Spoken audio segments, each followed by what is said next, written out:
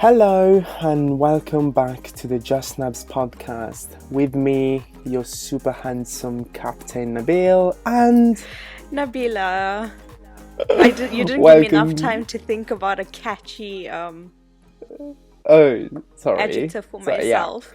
I didn't think about it. I was just talking and it came out, my narcissistic way. But yeah, welcome to season 3. Yes. It's been a while. Yeah. It's been a while, and I missed this. I actually did miss this, and I kept thinking about it. I kept thinking of things we could talk about and people we could have on, and we've been in touch this whole time, and we've been talking just about this. So this is quite our lives. Yeah, I completely agree. Like everything that happened, I was like, oh my God, I need to tell this to everyone on our podcast. Anything that's like any dream. I had a dream that we had a whole studio just for the Oh, podcast. where was the I studio? don't know. Was it in Cape? Dreams are weird. It was like a weird Right, warehouse place. right. And then, Warehouse. like you were Okay. really stressed and Bloody you were hell, really yes. stressed and grumpy and you didn't want to record an episode.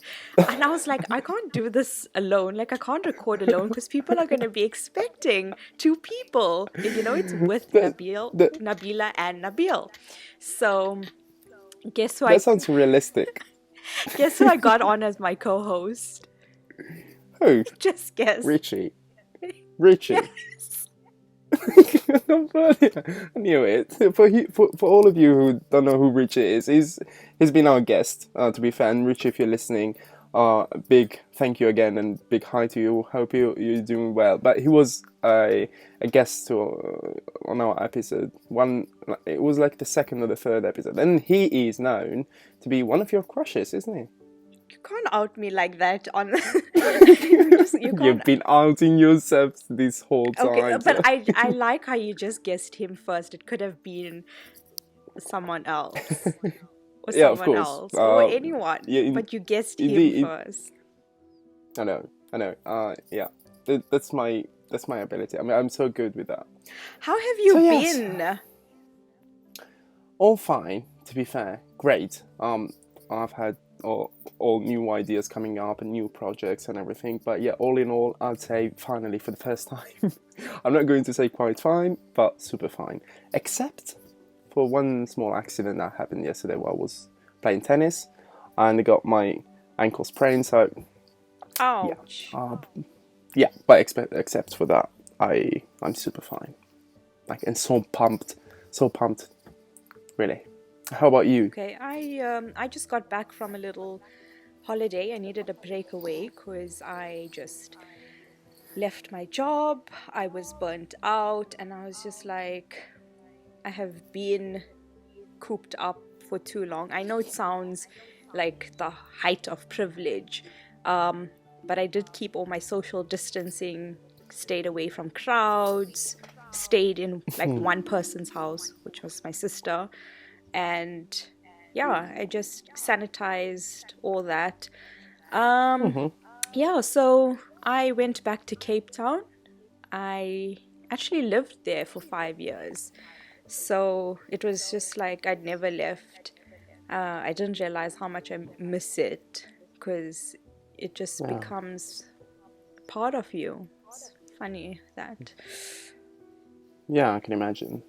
I mean, my parents came all the way from Morocco to Italy, and I can only imagine what it means to leave your home city or home country and go on a new adventure somewhere else. So I can only imagine. As I said, I still live in my home city, so yeah.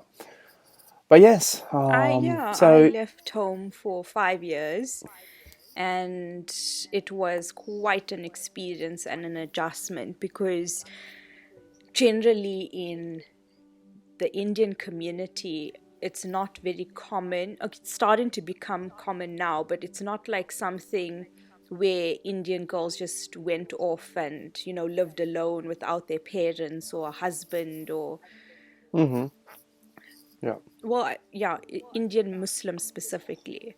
But yeah, it was interesting. Lucky I had family over on that side, so it was comforting, but at times it got very lonely.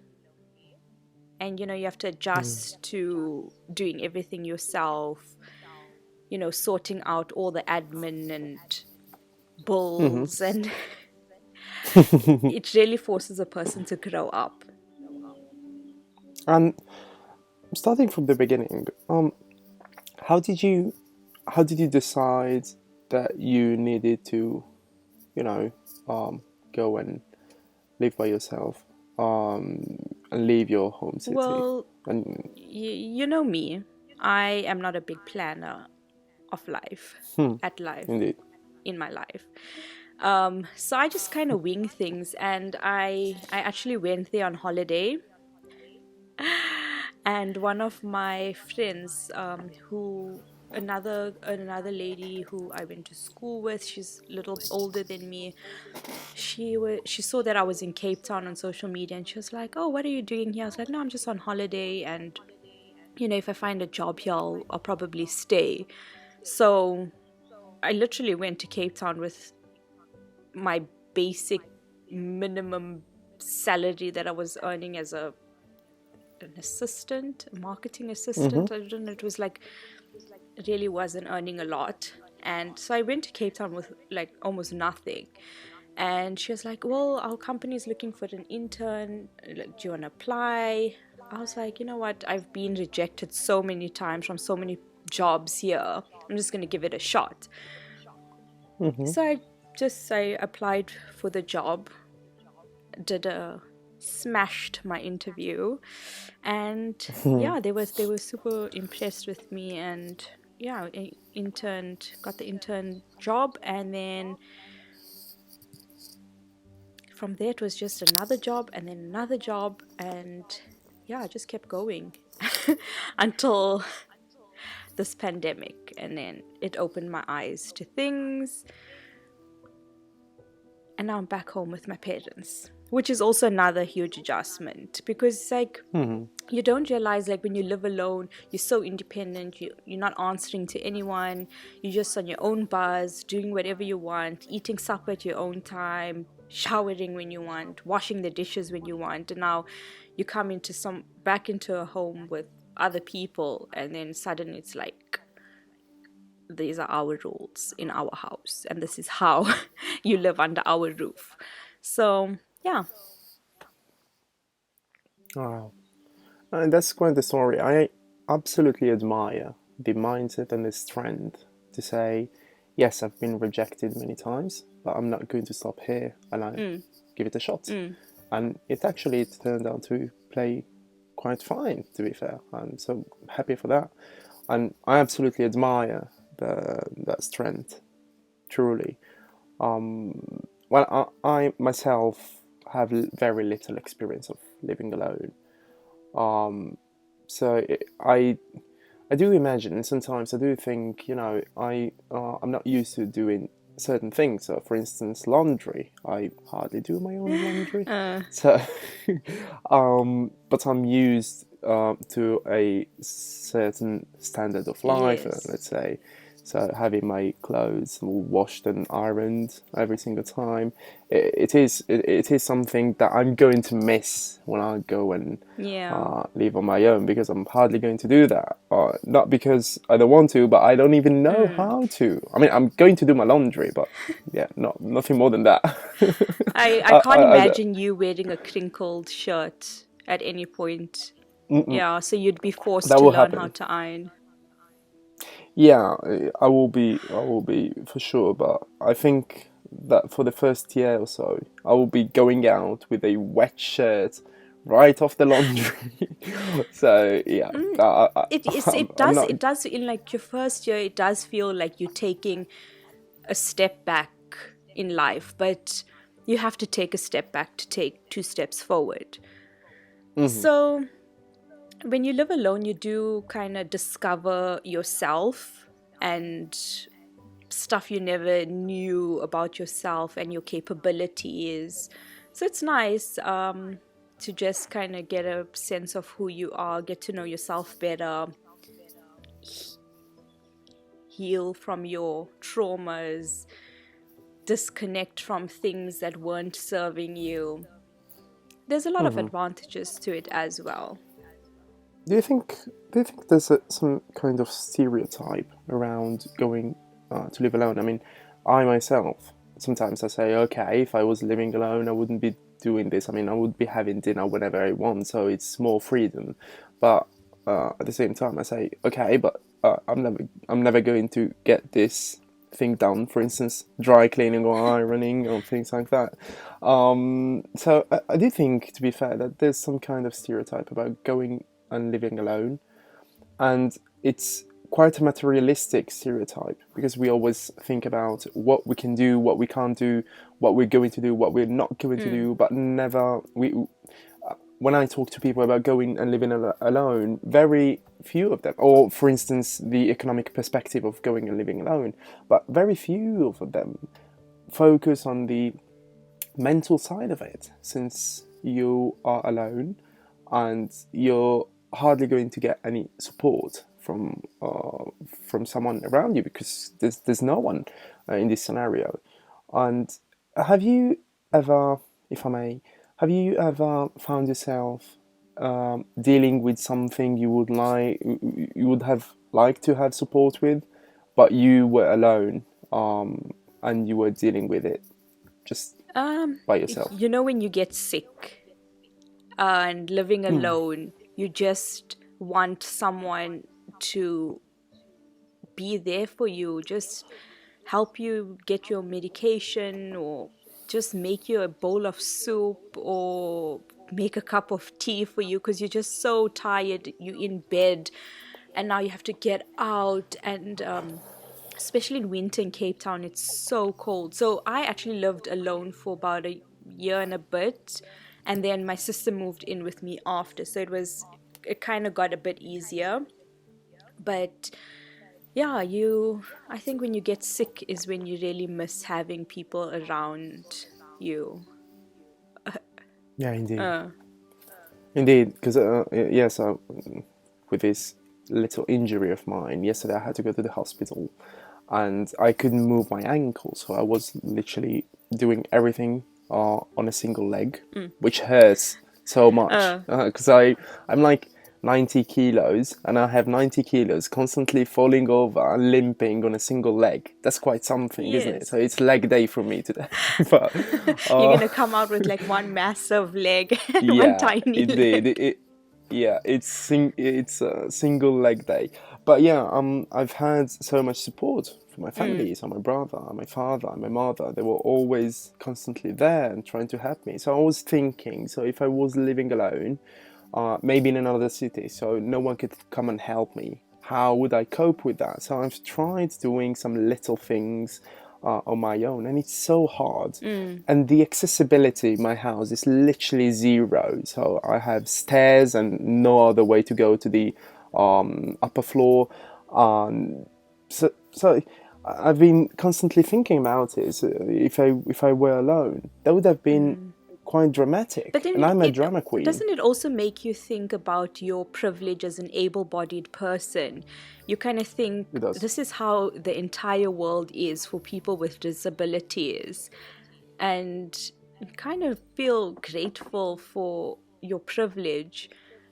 And at the same time, it's like, how do people with Quite a lot. disabilities do this? Quite a lot. So over the past 2 years, so 2 years ago, I was talking to a friend of mine, and she said, you know, I have this thing about when I go to other cities. So she basically used to have a look at every single place and have a look at the accessibility of that place. And I've started doing that. And I live in Florence, which is a historical city. It's so old in many parts of it, and it's so hard to restructure. But what happens is there are many, many restaurants, and they are very good restaurants. Everyone wants to go there. But for instance, someone on a wheelchair could never go in, because they have stairs, and when you go in, you have like 30 stairs to go Hmm. upstairs, and there's the restaurant, so they cannot get in.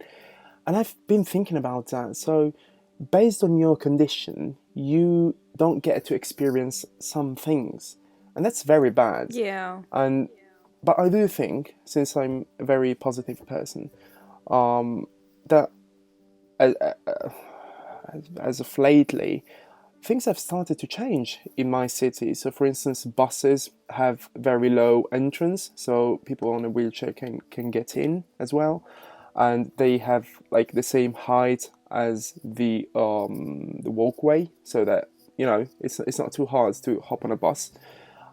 So, but I've been thinking about this, and I'm not in a very bad condition. It's just a sprained ankle. So there's worse than this. I'm, as I was saying earlier, I'm the most privileged person on earth, I think. And I'm not saying that about because I'm bragging about it, but Check I'm your literally, privilege. Yeah. You yeah, have I'm to just so acknowledge lucky. it to make a I didn't difference. choose. I didn't choose this privilege, but I do have it. And one of the privileges I do have is I'm able-bodied. So, otherwise, with my Wait, I want to level of list all your standards, privileges. Let me have the satisfaction of calling go on. of checking all your privileges. Okay, first of all, you're a man. Hmm. You are white passing, Yeah. living in a first world country, Yes. able-bodied, Yes. economically, financially in the upper class. Yes. Anything else I'm missing? I'm heterosexual. Oh, yes, and Um. you are heterosexual. Yes. Wow. So yeah. You basically ticked off every privilege that a person can have.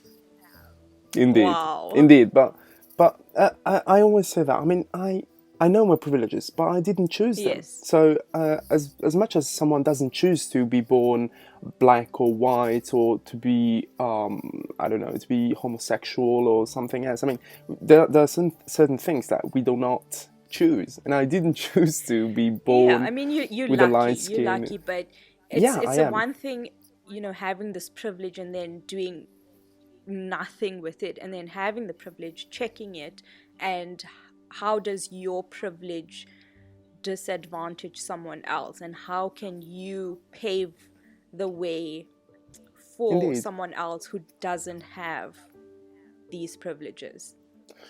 That's true. So, the other day I was talking with my brother, and he knows this guy who's super rich, for instance. And what he likes to do is he likes to point out how rich he is, and to kind of make other people feel bad. So he kind of checks his privilege because he knows he's super rich, but he uses that in the wrong way. So like he's on his boat, and boats have this draining system, which which you should be using when they are docked, so not when people are actually swimming. And he likes to go with this boat where people are swimming and draining everything there, and that's so bad. I mean, I would literally, I can't say this, but I would get very, very angry if I saw that. But let's put it that way. But yeah, so he's kind of checking his privilege, but using it in the very worst way you could ever use your privilege. And I don't get why. I mean, do you do you actually earn something from that? Do you feel good? Do you? There's some certain things I do not. I don't see. I mean, Mm. for instance, on Twitter, on Italian Twitter, just yesterday there was this big thing because there's a girl who said, and rightly so, I do agree with her. If you're walking, if you a man, if I'm a man, like, and I'm walking at 2 a.m. In the dark, and I see a girl, I should be, changing, how is it, changing lane, like You going on the cross the other side of the street or street. stay as far away Exactly. from her as possible. Exactly. So she doesn't feel uncomfortable. And to be fair, I'm going to be completely honest, I've never done that, but because I've never thought about that. Yes. But of course, now that I know it, I'm going to do it. But there were so many people who were adamant to say, no, I'm not going to do that Yeah. because it's my right to walk on that way. It is, but it's the very same thing as if we're like having dinner together, and I say, "Can you pass the salt?" And you just say, "No, you have two hands. You can get it yourself." Why would you do that? I mean, you're not legally binded to pass the Mm. salt, but it's It's someone asking courteous. you. Exactly. So could you please do that just so we could live in peace? And one day, maybe, I hope, when there's no more situations like the ones that are happening as far as harassment and other things are concerned are involved, when there will not be anything like this, you can keep walking on that side of the road. But until then, just And change the bloody a lot road. I of mean, men think like this and they don't get it. And they continue to be stubborn by saying, not all men. Yes, we know it's not all men, but it's enough men for us to be afraid. And we don't know who has the right intentions and who doesn't. So if I see you walking behind me, I just see your figure. I don't know it's you, or I don't know you from a bar of soap. So how can I just trust you? You know, indeed. um, because things like this happen so often to women, we have to keep our guard up. And I remember once I was walking down the street and there were a group of men, like they were just so uncouth. Like, Hmm.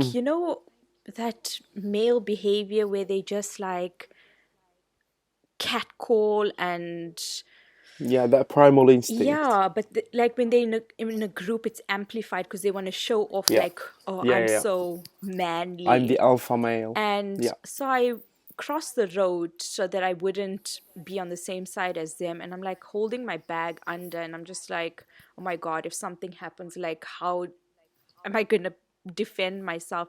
And the assholes stand there and laugh at me. And they're like, oh, why are you holding your bag? Why did you cross the street? And I'm just like, bruh, I can't trust you. And I just like carried on walking like really fast. Yeah. I mean, okay, so I've been, in the past, let's say, I've been one of those who used to say, please do not say uh, all men, because I kind of felt it. But then I came to realize, I've been doing some research and reading some books and everything, that there are actually apps and a variety of apps that are made and specific numbers you can call for women Mm. when they feel harassed. And I personally, my family, I can't say too much about it, but a person with in my family works with with an organization for women to help women in these kind of situations. And I came to realize, yes, of course, it's not all men, but if we've come to the point where we have a variety of apps, numbers you can call, a variety of organizations you can go to, Mm. maybe it's a bit more drastic than we think it is. So many times when I talk to my friends, for instance, and I say, okay, there are some situations like this, and they say, yeah, they happen in these neighborhoods, maybe. No, it actually happens everywhere. It can Everywhere. happen Mm. in Manhattan, it can happen in Chelsea, London, it can happen in the richest. It can happen Yeah. in Dubai. It can happen in the richest neighborhood in any city. So it's not like something that's happening in some bad And neighborhood. it's not, No, and the and thing is, it's not only dodgy guys that indeed, the ones that look scabba. I don't exactly. know how to say another No, word, no, but no, no, it's absolutely. also those ones in suits and ties. It can be Yeah, literally any man. that's my point. When you cannot recognize the threat, that means that you are prone to see a specific group of people as dangerous. When that happens, you cannot control it. I mean, as a woman, I assume if I were in your position, I would do quite the same, because if I see a group of people and I tend to not know who's good and who's bad, that means an entire an entire section of people is considered to be bad, and I do feel for that. As I said, I used to say not all men, but Mm. it's actually quite true. And if instead of saying not all men, because on average, statistically, the majority of those who say not all men tend to do things like those men. If you if you focus on the problem itself rather than the phrasing of it, maybe we could come to a solution one day. And I do hope we come to that. So But yeah, yeah, but it's the thing that, girl. It's why are we not teaching boys at a young age that you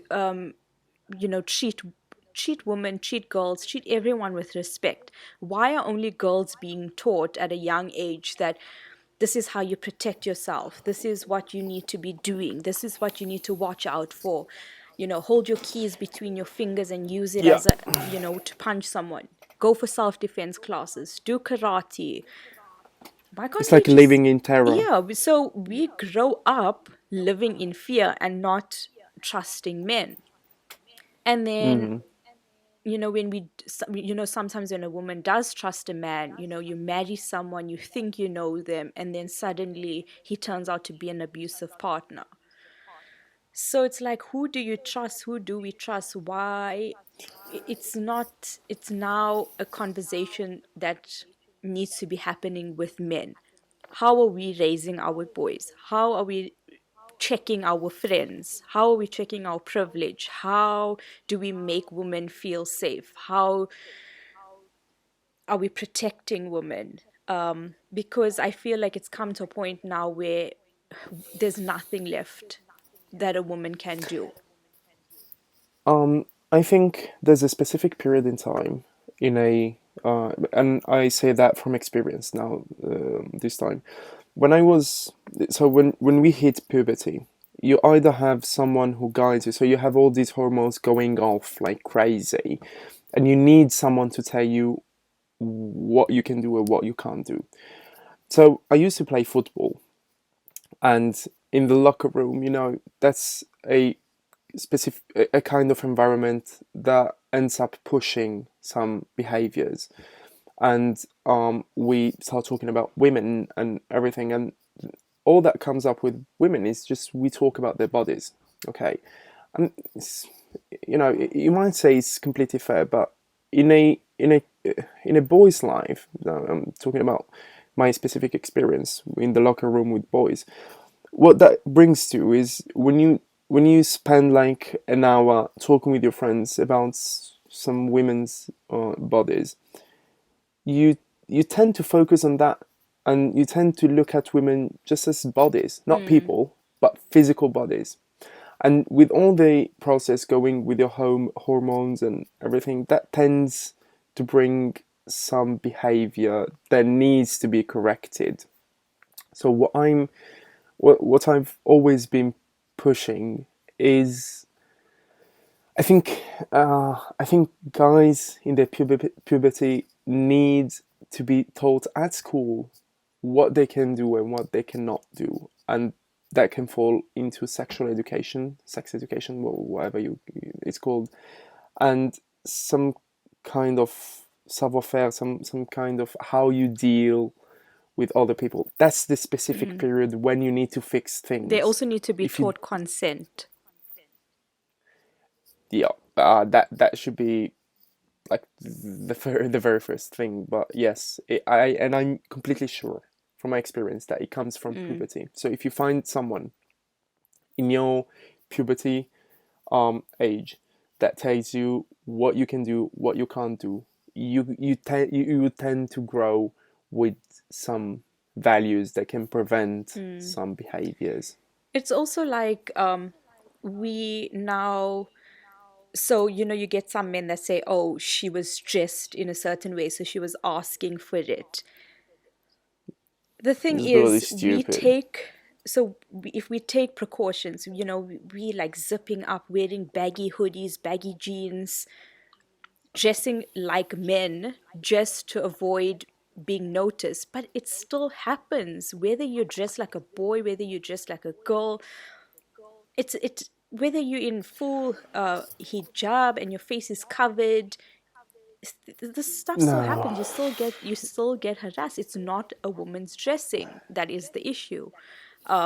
yeah. I had a 16-year-old or 14-year-old arguing with me on Twitter saying that it's a woman's fault. She needs to take precautions. And I'm thinking, is this how the next generation are growing up? This is what they're thinking, that they are entitled to just take what they want from a woman. And then they use So religion to defend it. It's absolutely not. In any I can't which religion excuses harassment? none. None. Yeah, exactly. So That silence was like none. Exactly. So I was like, if you want to bring religion into this, why don't we talk about how raping a woman is a sin? no, yeah, absolutely. And the argument is bloody stupid because It is. if someone steals your phone at 2 a.m., it's like I come and say, okay, why did you have your phone at 2 a.m.? Now Exactly. that's bloody stupid. Um, so, religion side, every single religion teaches the respect of any other human being. So, if from a religion perspective, we were all created Mm, by God, Allah, or someone or some other entity, and since we are created by this entity, we shall respect the creation of this entity. So, be that a woman or a man, who cares? You need to respect mm. that person. And it's also And the so, same goes for trans folk. You get a lot of men who hold so much anger and animosity towards, people who have transitioned or who don't identify as a gender. Like, just let people be. yeah, Why is that any of your business? You're not God to say, oh, you deserve to be punished, you need to be punished because this is going against God. Are you God? No.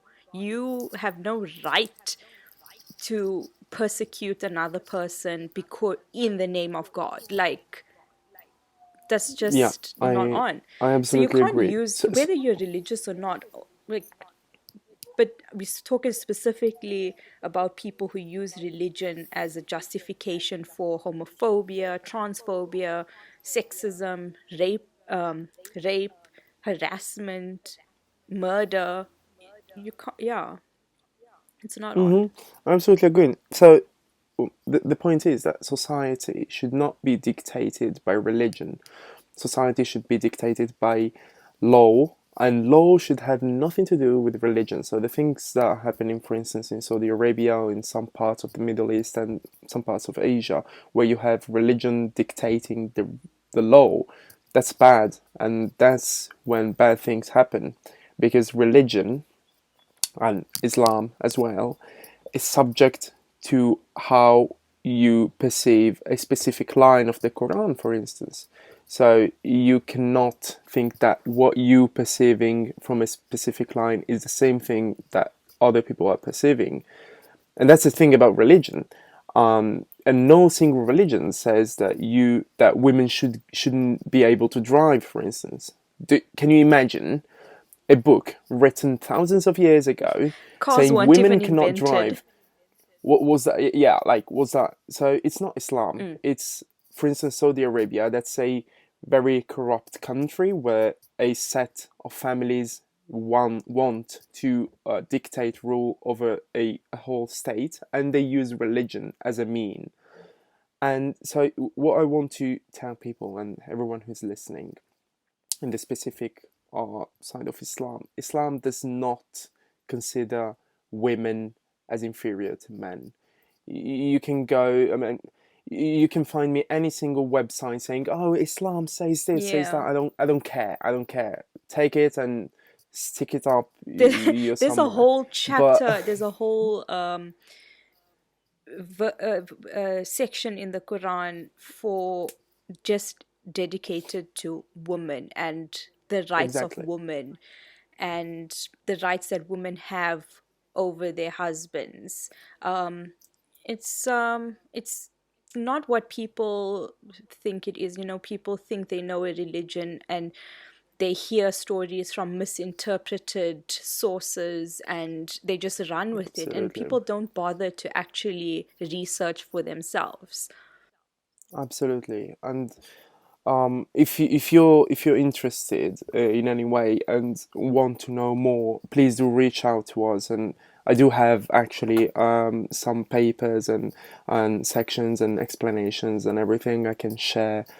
So please reach out to us if you're interested. But yeah, bottom line is no religion excuses the harassment or the mistreating of women. So do never use that as an excuse because it's not going to work. It's not true. It's not going to work, and that does not make you a human being. It makes you someone worth of nothing. So Yeah. And going back that's all I going can back say. to the living alone part, and now we're talking about the the are you No, no, go okay? on.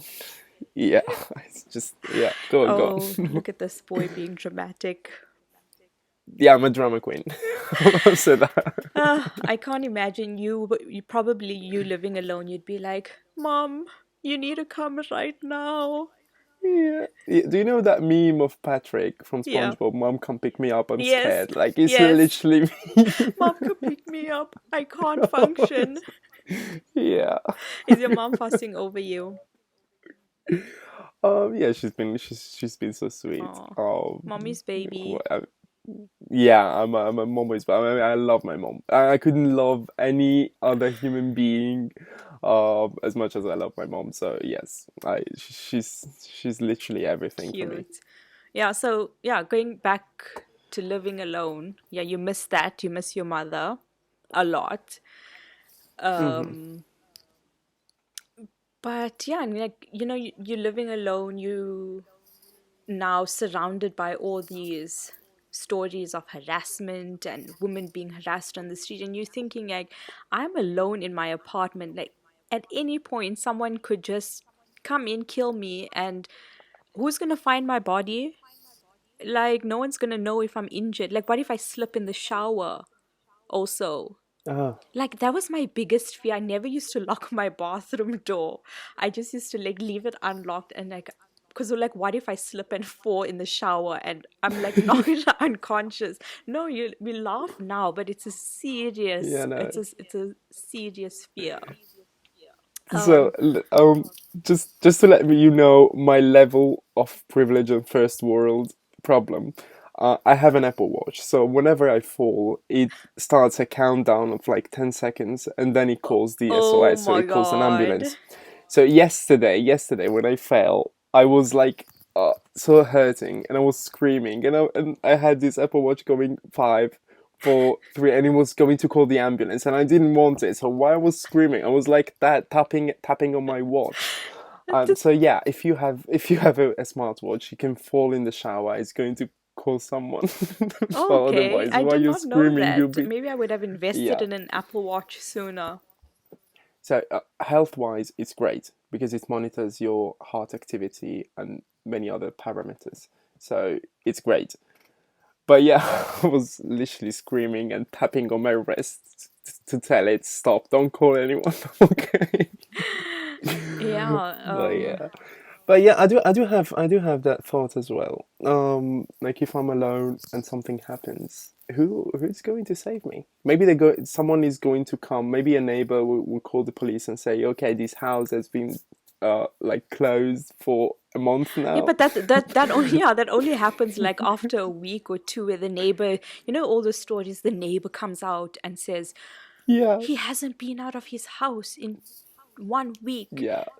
Actually, my neighbors wouldn't care. Or or the neighbors will discover a mysterious smell coming from next door, and then that's how they Yeah. discover you, which is scary. It's like, why are your family and friends not checking on you, like that you've only find the body a week or month or 2 weeks later?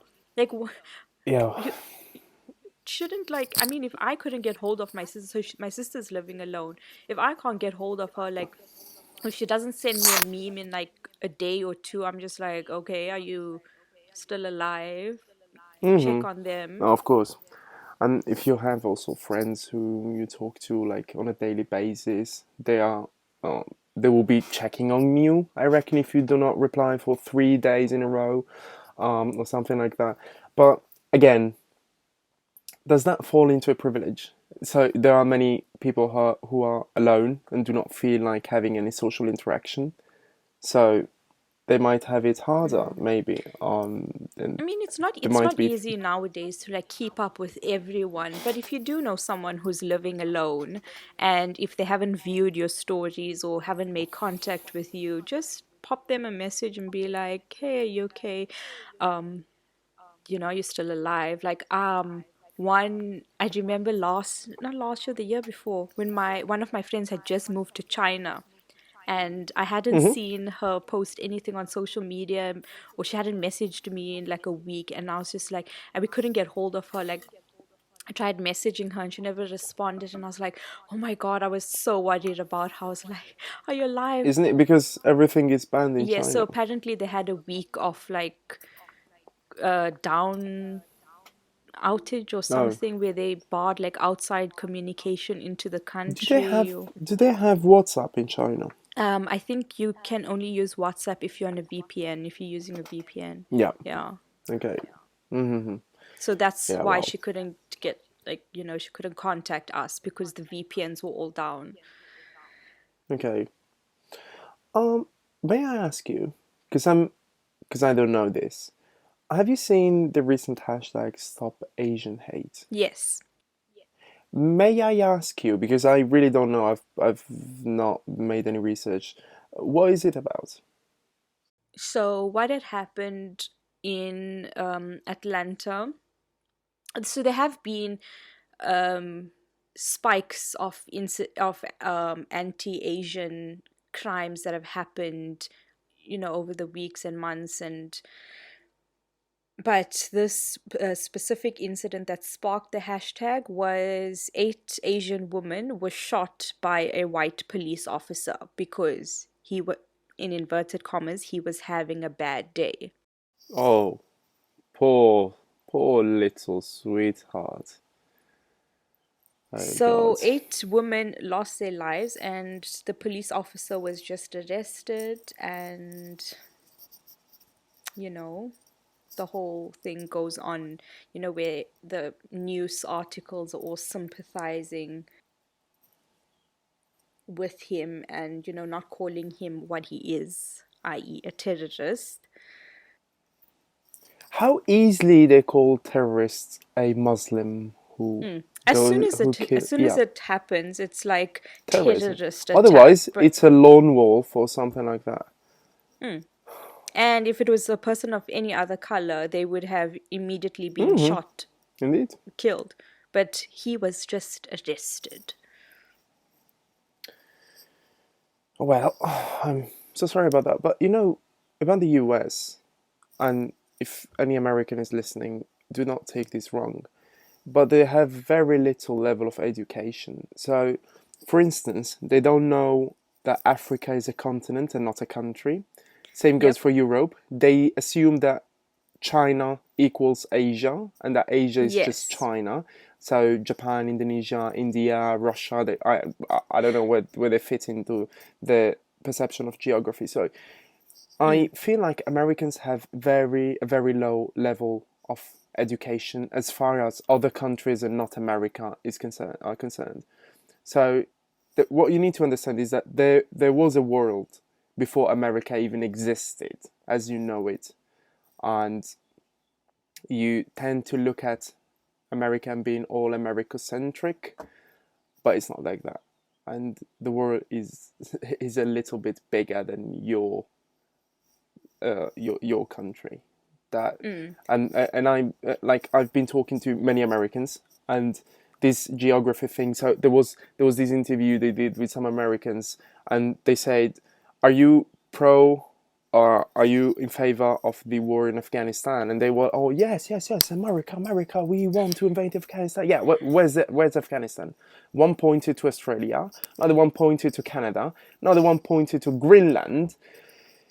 So Uh, your level sometimes. we are uh, protecting our country from these yeah, yeah, Afghans. of course, and we're going to Afghanistan to protect USA.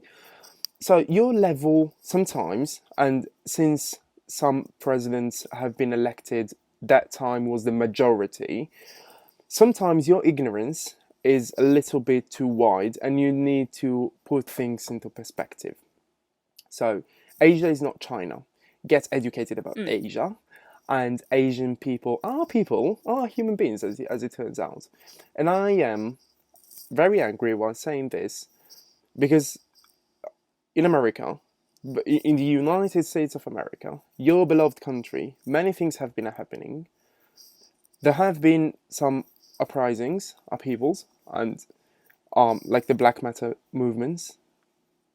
Matter movement, and but still, you still have these problems, which you need to solve internally. So instead of saying not all cops, not all men, not all this, focus on the bloody problem and get some proper instruction. Because this hurts. This hurts quite a lot, and I fear for the 8 women. It's not just them.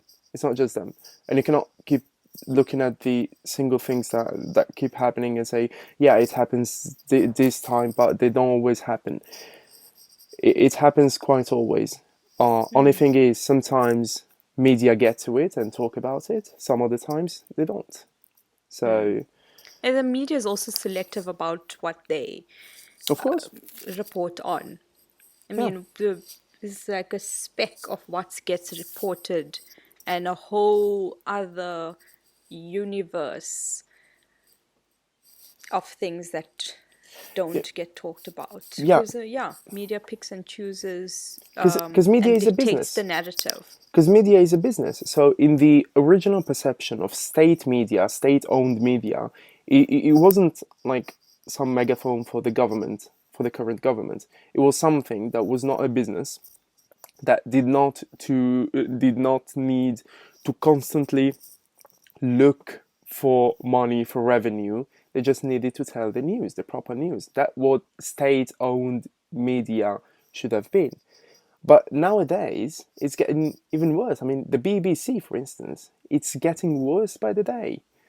And it's getting to the point that it's becoming one of the worst state institutions that I've ever seen in Europe. Same goes for the RAI, which is the state-owned media company here in Italy. And media are playing a huge role in this. They pick and choose. They choose what we talk about. They choose what we don't talk about, Yep. and that that's not good. That's like giving a monopoly to some section of a whole business, and that's not good. That's not good because, as I said, it's not just these 8 women. It's so many more. It's not just, Thousands, yeah. thousands more. And I mean, people who excuse these behaviors, have they ever asked themselves, why is there no white male ever involved in the victims, in the span of victims? Have you ever stopped and asked yourself that maybe, just maybe, there might be a racial issue here? Mm. I don't know. Do you know what happens in South Africa? So I don't know if you've ever heard of this, but um, the white farmers were spinning stories that there was these farm killings going on in South Africa, and black people were targeting white farmers because they wanted the land. And Oh, I've the heard of this. media, I've heard have of you this. heard of it? Yeah. Exactly. Like, so this is what South Africa is known for. Like, the media channels took it and ran with it and blew it up as if, like every day thousands of white farmers are dying. Um, just recently, the other day, I heard that one of the killings, they found that it was actually another white couple who had their farm neighbors murdered. And I was just like, they are trying to cause racial tensions with these farm killing stories. And the way they spin the stories and blow it up, when I see it on international media, I'm just like, what is going on here? Look, What? I live in Italy, and I've never ever seen my timelines on social media or news sites, I've never seen anything about South Africa. The very first time, Mm. except when there was that water shortage in Cape Town. Yeah. But that was a big thing because it was like 2018 or something like that, and we still had to witness water shortages. So that was a big thing. But except for that, nothing. And what comes up is this kind of news. That's why I say that mainstream media is playing a They huge control. and bad role. Yes, They won't tell you the good stuff, like there not at was a all. scientist in South Africa who managed to create the variant of the Hmm. COVID virus in a lab. He managed to replicate that or something, which will help with researching for vaccine or cure for that variant. Hmm. You know, it's never the good stuff. And also, you know, you're talking about water shortages. I just had this thought. So I was living in Cape Town at that time, and then Hmm. it suddenly went from you're not supposed to be washing your hands, like if you can avoid washing your hands, Oh, wow. Imagine that just now. yeah, just sanitize, or you know, don't flush your toilet unless you have to, and you know, you do it a shit. Wow. And then you know how they were like giving us, and they placed like restrictions on the meters, and you would be fined if you use over your household limit and whatnot. Your And then quota. it went Hmm. from that, and suddenly it was like coronavirus, you need to be washing your Yeah. hands for 20 seconds. Every Wow. single time you touch something, flush your toilets, clean, clean, clean, clean. And I just found it so like it was like whiplash, like you're going from a drought into a pandemic where you need to be sanitized all the time. Yeah. Um, And it how's was, the water situation now? oh, the dams are full. Okay. Yeah, we Thank did God. have, I mean, we did have some nice rain. Well, Cape Oh, Town, yeah. very good. And how are the penguins? You have to come and visit them. Oh my, You're gonna have to yes, see I for do have. yourself. Wow. I just wish there was no COVID. Now I'm going. This is getting to me, personally, and Mm, mentally. I'm starting to feel the bad side of this whole pandemic because mm, cases are still high here. Now there's all these shenanigans about the vaccine, and you should not take AstraZeneca because it brings you like blood clots or something like that. And it's not true, but some countries in Europe have been banning AstraZeneca. Um, and so people are not getting the jab taken. mm. So it's getting Pharmaceutical increasing. companies are playing with our lives here. And Oh, it's like some war between them who can make the most money. And they just, you know, it's jeopardizing people's lives. may I say it's just politics, and it's even worse. Yeah. Now, here's the scenario. AstraZeneca is a British company, and Mm, they've developed a vaccine that the EU is supposed to be using. The thing is that, um, with whole Brexit thing, it became kind of a race between the EU and the UK, and having the EU relying on the UK, who just left the EU on the vaccine to save its citizens, it kind of looks bad. So, mm, from a politics point of view, they want to put the UK in a bad perspective. But at the same mm, time, AstraZeneca is working just fine, and people in the UK are getting the jab. So they will be in a better place as compared to us in a very short time. So the EU would be losing the race to this vaccine, but people are dying, and we're talking about a race between um, a country and a set of countries just because one wanted to leave. This shouldn't be it. uh, I mean, and then you So get childish.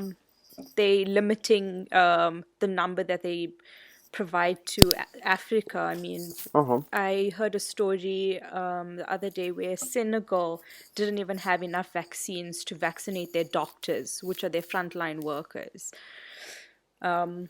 Yeah, But yeah, I and think also, I don't know what, I actually, to be honest, I haven't been really following this COVID situation recently, because it does make a person very, very depressed do you if want? you Mm-hmm. Oh, sorry. keep Go your on. eye on it. Yeah. No. No, I was just saying, to lighten up the whole conversation about coronavirus because Mm. it always goes into negativity. Yeah, yeah, yeah. This is just a fun story, quote unquote. The Johnson and Johnson vaccine, which is this huge deal because it's just a single shot vaccine and it's super powerful, and it's developed by this big company, Johnson and Johnson, Mm. and it's the vaccine regarded as the vaccine that's going to potentially save the world because it's a single shot and it doesn't need to be frozen and things like that. So it's great, to be fair, Mm. and potentially could be great for Africa because Mm. on average, African countries do not have the means to keep like the Pfizer vaccine at minus 80 degrees. That's hard to Yeah. do. I mean, we have load shedding every 4 hours here. Yeah, exactly.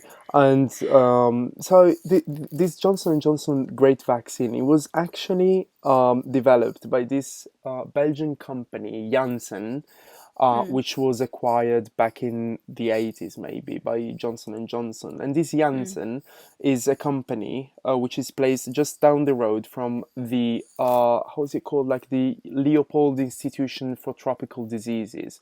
So this institution, which is huge, which is the biggest institution for studying tropical illnesses and parasites and viruses, it was actually instituted by King Leopold of Belgium. So King Leopold wanted to colonize some parts of The Africa. racist guy. Yeah, exactly. So he wanted to colonize some parts of Africa, and he couldn't do it as a country because Europe was going through a process of decolonization. So Mm. he chose, and I don't know how other European countries said, "Okay, we're fine with that," and he went within non-government organization, an NGO of his, and he went to Congo and acquired Congo. And he could do whatever he wanted. So he started using people for raw materials. But at some point, in Uganda, there was a spread of this epidemic. It was called like the African sleeping illness, something like that. And he got all freaked out because he said, "Oh, my raw materials, who's going to get them?" and everything. So he put this institute, which is based in Belgium, but Mm. he was its researchers were constantly working in Congo, and it developed from there, and it became the biggest institution. And then this Janssen pharmaceutical company was built just down the road from this institution. So we have many Belgian and Congo doctors who have actually worked on the COVID vaccine. And th- this is just to say the international cooperation with people, regardless of where they come from, have has actually brought us the biggest vaccine we've ever been able to develop as human beings. Mm. But no one regards Congo as and Congolese people, how they called, Yeah, as Congolese. yeah, as part of the process of this development. But I think it's great. It's a great story, especially for the all the people that were involved. So Wait, yeah, so the gist of the story was that I yeah, didn't I didn't this catch is what you were trying to say. no. So It was not. so It Cong was so not. he took over so Congolese This was people. just a story of how the COVID vaccine was born. It came from an imperialistic view of Yes. Oh, racist okay, King yes. Leopold, but in Well, I some way, think uh, that's where most viruses come. But that's a story for another day. A fun now, fact: I used to actually book Johnson and Johnson media campaigns in Africa. oh, Yeah, you so should I ask am them for pretty the familiar vaccine. with Johnson and Johnson. Are they good? They're based in New Jersey, aren't they? We have a factory in Cape Town. Okay, There's a Johnson factory in Cape Town, but they aren't allowing the EU obviously are not allowing vaccines to be manufactured in Africa for some reason. okay, didn't know that. Oh well, so we've been going for over an hour. We had So a lot of stuff to catch up yeah, on. It was a indeed. 3 week break. Everyone Wow. missed us. Yes. Oh God. So yes. Oh, old habits. Song of the week. Do you know what? We didn't do that in our last episode. Really? Yeah, I was listening to our episode on our break, because I missed it. Um, and I was like, oh my God, we didn't do Song of the Week. Oh, okay. So my song of the week is "Champion" by Rales. He's this Algerian French singer, and Mm. I love him. He's not quite well known, but he's great. He's great, like absolutely spot on. I actually have a lot of stuff that's on replay, but my Song of the Week is Sacrifice by Bibi Rexha. Oh, okay. It's a goodie, yeah. It always just randomly gets stuck in my head. Fair And enough. do you know? I know we're backtracking a bit, but I have to tell you about the series that I'm watching. I don't know if you've seen it on Netflix. It's called Thieves of the Wood, No. about Jan van der Licht or Jan de Licht. He was an outlaw. Apparently, it's based on a real story. He was a Dutch outlaw, and so it's about um, how they, yeah, it's so good. Oh, it's so corrupt. It just shows like how these people took power and how they just made slaves out of poor people. And I'm just like, this is, and they were so filthy. Oh my God. I'm like, imagine if there was like one virus there. Bruh, I can see why people Wow. died so fast. It's nasty. Yeah, so I'm watching this series. It's in I'll check it out. Flemish. I'll check it out. It's yeah, sometimes they speak a bit of Dutch and I'm just like, this sounds like Siebendelaan. So Siebendelaan is a very popular Afrikaans soapie in South Africa.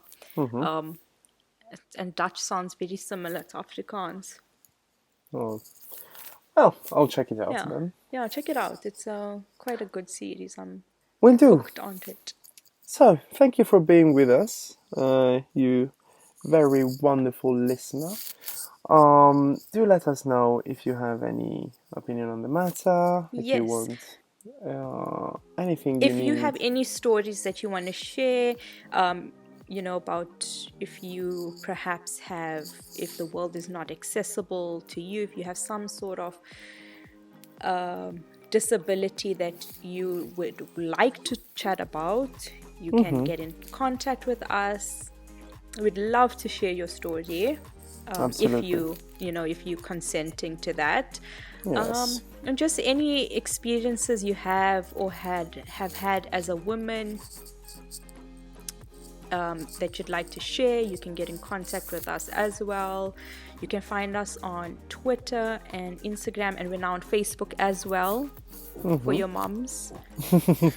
And it's JustNabz podcast across all 3 platforms. Yes. So, thank you very much. And welcome to all our new listeners. If you're new here, welcome. Yes. This is us talking our talk. Yeah, absolutely. So, thank you, everyone. And we will talk to you next week. Bye-bye. Bye.